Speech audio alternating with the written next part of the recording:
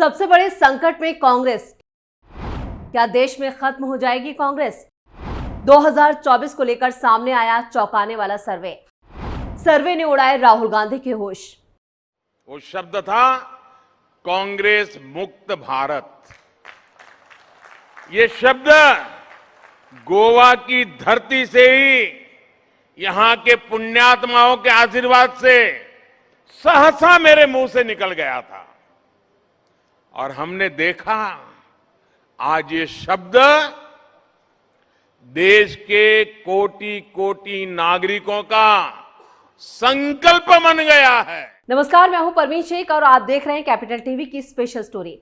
ये पीएम मोदी ने बयान जो है वो 2 साल पहले दिया था, लेकिन आज ये बयान बिल्कुल सटीक बैठ रहा है। इस स्टोरी में विस्तार से चर्चा कांग्रेस के अस्तित्व पर उठ रहे सवालों की। क्या लोकसभा चुनाव में कांग्रेस का हो जाएगा इतना बुरा हाल जितना इतिहास में कभी नहीं हुआ? सर्वे ने दी है राहुल गांधी को बैड न्यूज। लोकसभा चुनाव में अब महज कुछ ही हफ्तों का वक्त बचा है। ऐसे में सभी दल अपनी अपनी रणनीति बनाने में जुटे हैं। पिछले 2 लोकसभा चुनाव में बुरी तरह हारने वाली कांग्रेस अपने प्रदर्शन को बेहतर बनाने की कोशिश में जुटी है या सिर्फ टाइम पास कर रही है? इतना ही नहीं, पार्टी ने कई क्षेत्रीय दलों के साथ गठबंधन भी किया है। उसके बावजूद ओपिनियन पोल में कांग्रेस को झटका लगता नजर आ रहा है।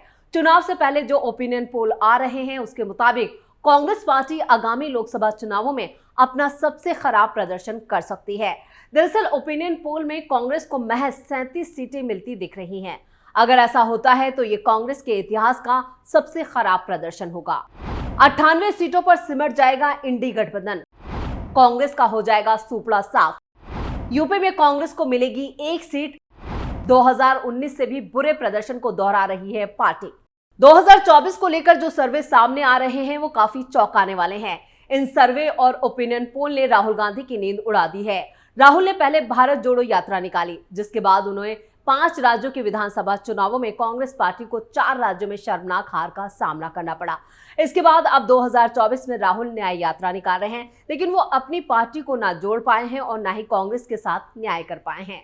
2024 आम चुनावों को लेकर आ रहे अनुमानों के मुताबिक मोदी सरकार से मुकाबला करने के लिए बनाए गए इंडी गठबंधन जो है वो सिर्फ 98 सीटें पर यहां पर सिमट रहा है। वहीं भारतीय जनता पार्टी के नेतृत्व वाला राष्ट्रीय जनतांत्रिक गठबंधन यानी एनडीए के हिस्से में 378 सीटें आ रही हैं। ओपिनियन पोल के मुताबिक कांग्रेस का गुजरात, मध्य प्रदेश, राजस्थान, हरियाणा, दिल्ली, उत्तराखंड और हिमाचल प्रदेश में सुपड़ा साफ होता नजर आ रहा है। सर्वे के मुताबिक बीजेपी इन सभी राज्यों में क्लीन स्वीप कर रही है। ओपिनियन पोल के मुताबिक बीजेपी को यूपी में सबसे ज्यादा यहाँ पर जो शानदार प्रदर्शन है वो बीजेपी का रहने वाला है। बीजेपी अपने दम पर 74 सीटें यूपी में जीतने का अनुमान है। वहीं एनडीए में शामिल आरएलडी और अपना दल भी 1-1 सीट जीत सकती हैं। सर्वे में समाजवादी पार्टी 2, कांग्रेस और बहुजन समाज पार्टी को 1-1 सीट मिलने की उम्मीद है। 2014 और 2019 चुनाव में कांग्रेस का प्रदर्शन की अगर बात करें तो 2014 चुनाव में कांग्रेस 42 सीटें जीती थी। 2019 में 52 सीटें जीतने में सफल रही। ओपिनियन पोल में ग्रैंड ओल्ड पार्टी आगामी चुनावों में अब तक का सबसे खराब प्रदर्शन दर्ज कराती दिख रही है। अगर जो अनुमान जताए जा रहे हैं अगर वो आंकड़ों में बदलते हैं तो ये कांग्रेस की ऐतिहासिक हार होगी। वैसे आपको याद ही होगा जब पीएम मोदी ने खुद कांग्रेस मुक्त भारत का नारा बुलंद किया था, वो अब सच होता दिख रहा है और राहुल गांधी भी इसी दिशा में आगे बढ़ते दिख रहे हैं। ना वो अपनी पार्टी को जोड़ पा रहे हैं और ना ही अपनी ही पार्टी के नेताओं के साथ इंसाफ कर रहे हैं। तभी तो सभी कांग्रेसी पार्टी छोड़कर बीजेपी के कमल को मजबूत करने के लिए मोदी की शरण में पहुंच चुके हैं। 2023 में हुए विधानसभा चुनाव के नतीजों ने पूरे देश को चौंका दिया था। मध्य प्रदेश, छत्तीसगढ़ और राजस्थान में कांग्रेस बुरी तरह चुनाव हार गई। तीनों राज्यों में बीजेपी को जबरदस्त जीत मिली।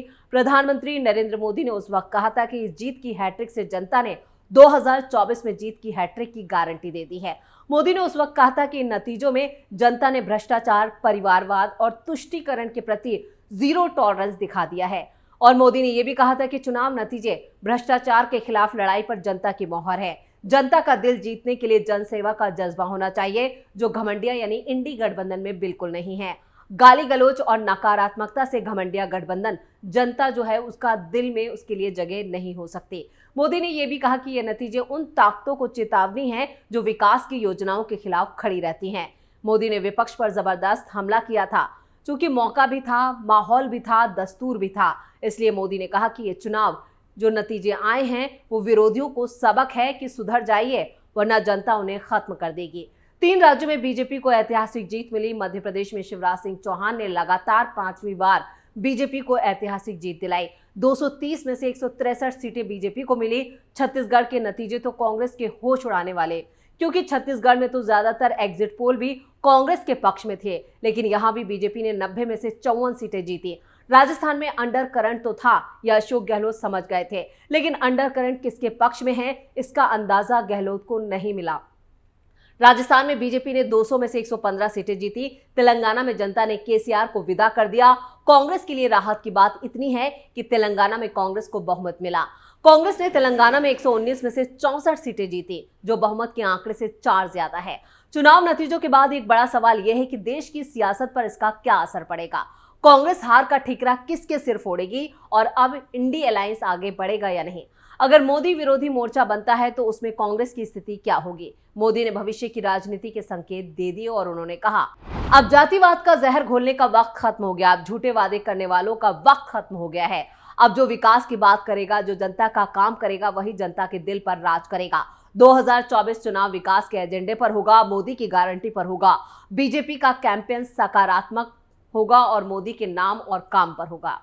मोदी ने नौजवानों, महिलाओं, किसानों की बात की। विरोधी दलों के साथ मुश्किल यह है कि वो मोदी जैसा प्रखर वक्ता, मोदी जैसा जादुई असर वाला नेता, मोदी जैसी बेदाग छवि वाला नेता कहां से लाएंगे। इसलिए मोदी ने कहा कि आज की हैट्रिक 2024 की हैट्रिक की गारंटी है।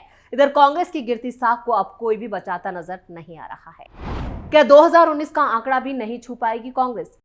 राहुल की यात्रा के बीच सर्वे में आई है बुरी खबर।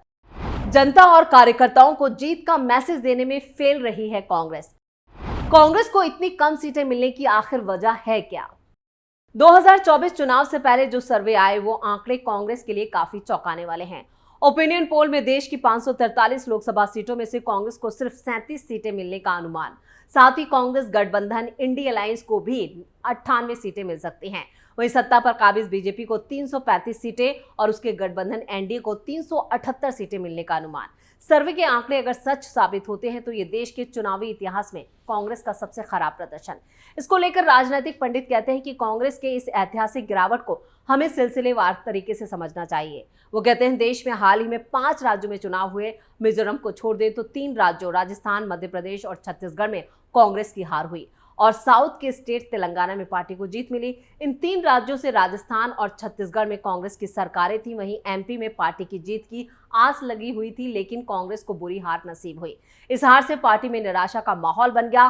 कुल मिलाकर चुनाव से पहले ऐसा लगना चाहिए कि कांग्रेस और इंडी अलायंस चुनावों में पूरे दमखम से लड़ने और जीतने जा रही है। हालांकि ऐसा देखने को नहीं मिल रहा है। कांग्रेस के सीनियर नेता पार्टी छोड़ रहे हैं, अलायंस में बिखराव है, वहीं चुनाव सर पर है और पार्टी के प्रमुख नेता राहुल गांधी भारत जोड़ो यात्रा पर निकल गए। ये तो वही बात हो गई, एग्जाम सर पर है और आपने जिम ज्वाइन कर लिया, ये सोचते हुए कि एग्जाम में बैठने के लिए हेल्थ भी सही होनी चाहिए।